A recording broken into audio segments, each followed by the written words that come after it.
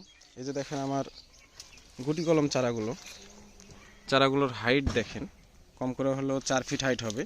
এই যে গুটি কলম চারাতে ফল সেটিং হয়ে গেছে। এই যেগুলো সব গুটি কলম চারা, এগুলো চারার সাইজ দেখেন, দেখলে হয়তো বুঝতে পারবেন।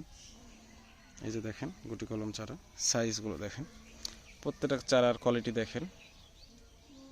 এগুলো গুটি কলম সব। এই যে দেখেন চারার কোয়ালিটিগুলো, হাইটগুলো দেখেন, চারাগুলো কত সুস্থ সবল, দেখলে হয়তো বুঝতে পারবেন। এই যে এগুলো সবই গুটি কলম চারা, অনেক বড় বড় চারা। এগুলো প্রত্যেকটা চারাই ফুল আসছিল, আমি ফেলে দিয়েছি। এই যে দেখেন প্রতিটা চারাই ফুল আসতেছে, কিন্তু আমি ফুলগুলো কেটে কেটে ফেলে দিচ্ছি। সবগুলোর মাথা কাটা আছে, হয়তো বুঝতে পারবেন। এই যে সবগুলোর মাথা কাটা আছে, নতুন করে কষি দিচ্ছে আবার। তো এই গাছটাতে ফল সেটিং হয়ে গেছে, আমি বুঝতে পারি না, কয়েকদিন বাসাতে ছিলাম না, তো ফলটা আর চিনি নাই, রেখে দিয়েছি।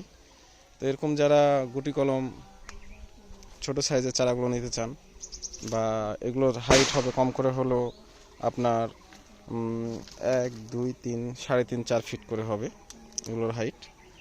অনেক সুন্দর ঝোপালো গুটি কলম এগুলো চারা। গ্রাফটিংও আছে কিছু, যারা গ্রাফটিং নিতে চান তারা গ্রাফটিং চারার জন্য নিতে পারেন। তো সকলে ভালো থাকবেন। চারা খুব সীমিত আছে, গুটি কলম চারা, এবং সুস্থ সবল অনেক সুন্দর চারা। এগুলো অনেক বড় কোয়ালিটির চারা। এত বড় কোয়ালিটির চারা মনে হয় গুটি কলম খুব কমই দেয় মানুষ। আর ওই সাইডে আমার বাগান সেট আপ চলছে নতুন করে আবার। তো সকলে ভালো থাকবেন। আসসালামু আলাইকুম।